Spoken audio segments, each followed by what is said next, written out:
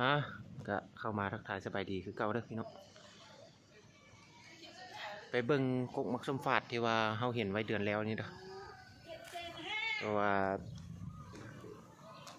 คือจิสุกแล้วเนาะเพราะว่าเป็นเดือนละเด้อกะเกียมเอาบางสุกเอาอย่างไปนำย่างก็ไปไกลแล้วยังขึ้นผาอีกเนาะบ่ฮู้ว่าจะไปฮอดคนจังโมงไปดูนำกันที่ขุดคันไดขึ้นนะ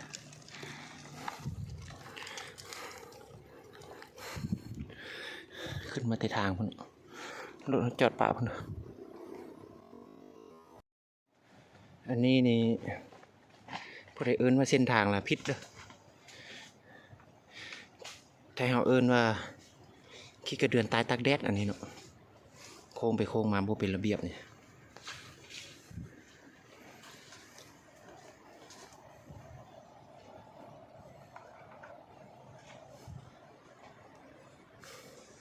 ไปลุยต่อพี่น้องเอ้ยไปเจอปลาไม่ชอดไม่เหี้ยโอ้แย่เลยที่ไว้ที่ฮอดไวสุดท้ายเสียเวลา12 โมงเลยนี่ยังบ่ฮอดต้นหมากมาแต่เช้า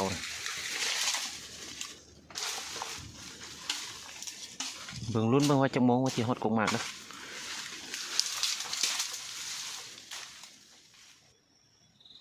4 โมงยัง20 นาทีพอดีฮอดเสียงโอ้มาแต่เช้าเป็นใดจิทันบ่คุมหมกชมฟ้าเฮาเป็นใดจะไปเบิ่งเด้อทันว่าทันฮอกมาบ่หรือว่าทางเห็นบ่เนี่ยเป็นใดก็จังเบิ่งนำกันอีกไปมืดแล้วป้อจนมา5 โมงยังพี่น้องเอ้ยมีนกน้อยเข้าอยู่เนาะนกฮอนนกสัตว์มีแต่ลุ้นเบิ่งมื้ออื่นเพิ่นแหละว่า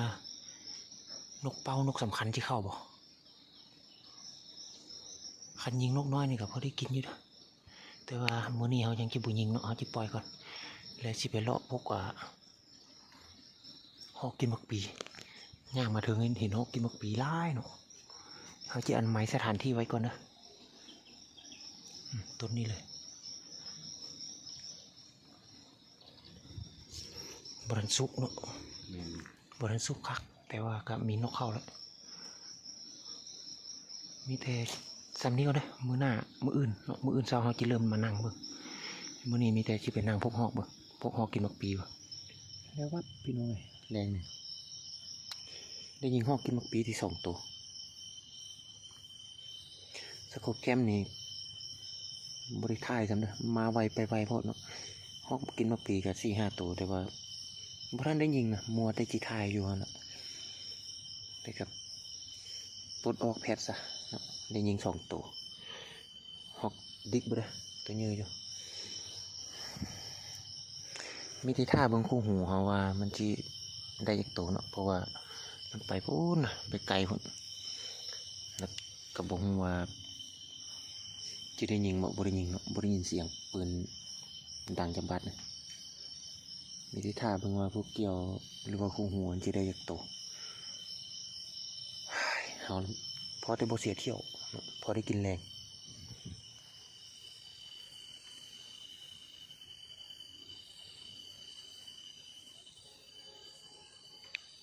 เข้าไปบันทึก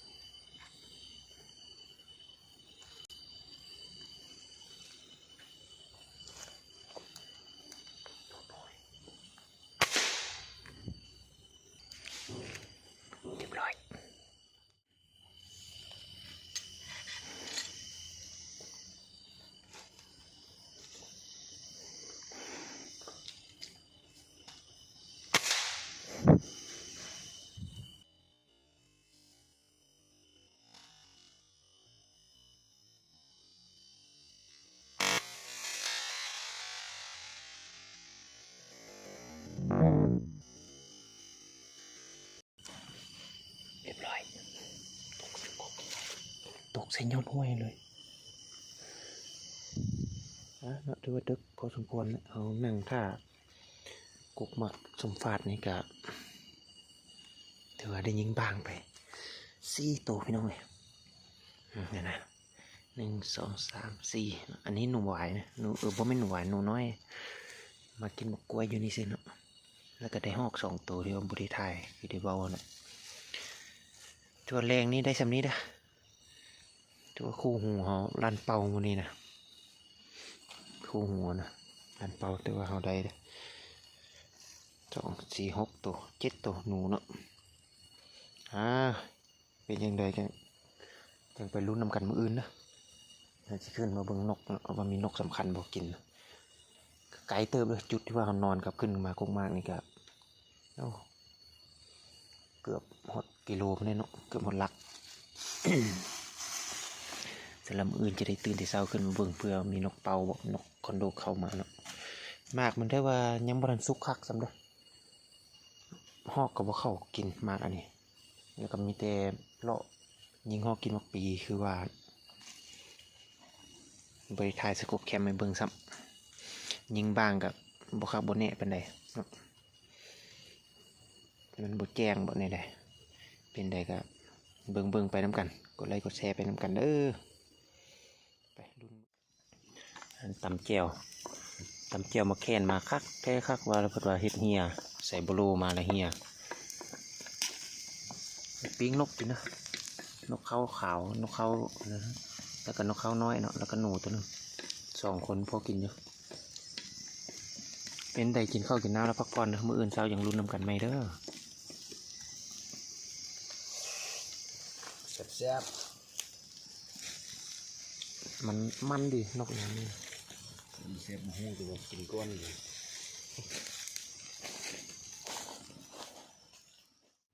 เนาะก็เข้ามาสบายดีแต่เช้าด้วยพาก็เจียงออกละขึ้นมาหอกกกมากเลยเด้อกกมากสมฟาดเนาะก็ปุ้ยฟ้าลมแหงที่เศร้ามัดคืนเลยมื้อนี้เบิ่งตอนเศร้านี่ก็ฟ้าแหงฟ้าลมแหงเอาแถวว่ากินได้เดี๋ยวนี้นะที่มีนกให้เข้ามายิงอยู่บ่ล่ะเป็นอะไรก็อย่าได้มาละไกลเลยท่าทำกันถ้าเบิ่งว่าแจ้งมันที่มีนกสำคัญเข้าบ่นกน้อยเข้าก็ตอกรถเนาะมาไกลพด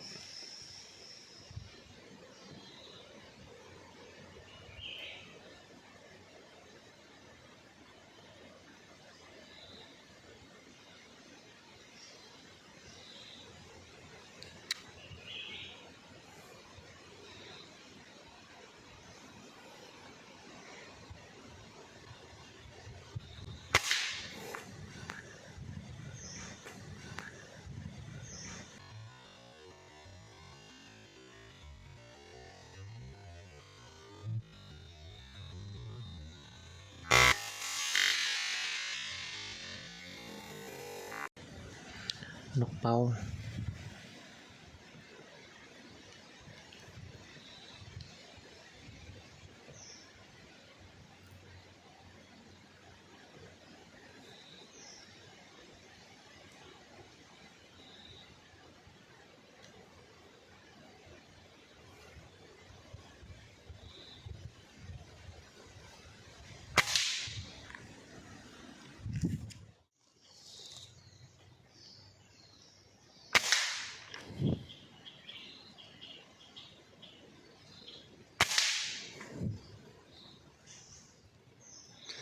พอดีแดดตะวินขึ้นมานี่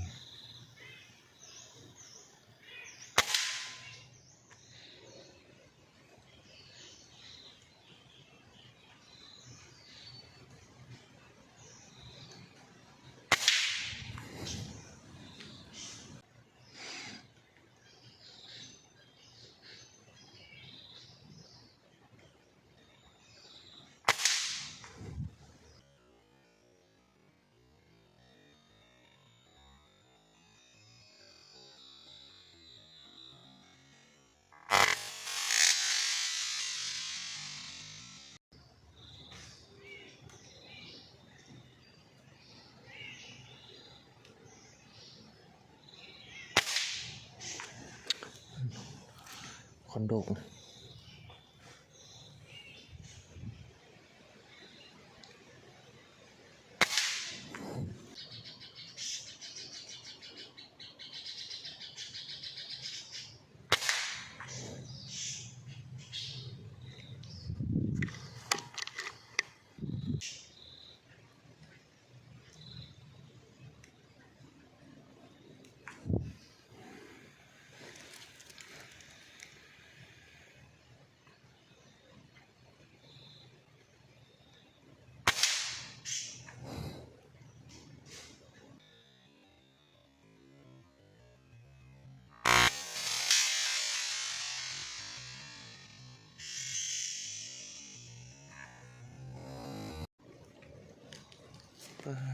ส่องใส่แสงแดดเลย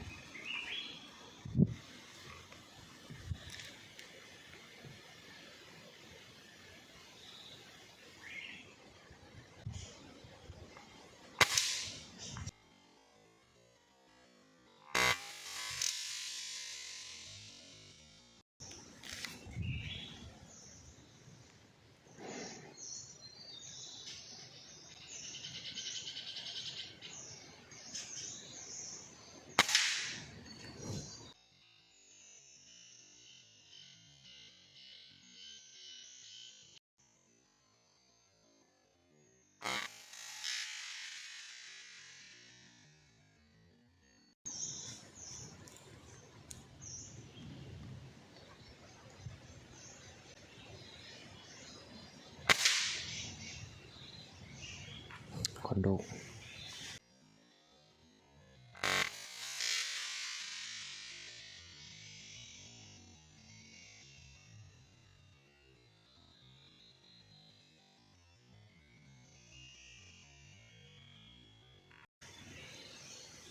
กายยิงนี่บ่มีนกคอนโดกบ่มีนกเป่าโอ้ยยอมป่าคักบ่คักนะพี่น้องอุตส่าห์มาบักไก่ดันด้นมาคิดว่าจีมวนมันแต่พอแต่ได้แก้คันมือเป็นอะไรก็ยากถือว่าเขายังบ่ทันได้สรุปเด้ออันนี้ลกขนพร้อมแล้วได้เติมนึงอยู่ไปฮอดที่พักเป็นอะไรจีกลับแล้วจังอำลาพระจากกันอีกเทีนึงเด้อถือว่าได้เวลามาสรุปผลงานเด้อมา2 คนถามว่าหมานบอกกับหมานอยู่เนาะมาเมื่อวานนี่แหละได้แต่ซ้ำนี้เด้อเอาได้เบิดเนาะถือว่าผ่านนั่นนะลั่นเป้า2 4 6ตัวเนาะเมื่อวานนะแล้ววันเสาร์นี่เขาได้6 ตัวเดียวบ่ได้ยิงตามเคยนั่นแหละแล้วผ่านเขาแล้วได้2 ตัวเนาะผ่านเขาได้2 ตัวส่วนนกเป่าเข้าตัวเดียว และนกคนโดก2 ตัวเพราะแต่ว่าเป็นฮีทนกคนโดกอะแล้วมาเบิ่งนกน้อยน้ำกันนะนกน้อยนี่โอ้ยไม่เหลือแต่กระจ้อนกินขนาดว่าพานเอาไปเลาะเก็บให้เลยเอานับเบิ่งนับให้ FC เบิ่งว่าได้จากตัวนับนกเบิ่งก่อน1 2 3 4 5 6 7 8 9 10 11 12 13 14 15 16 17 18 19 20 21 22 23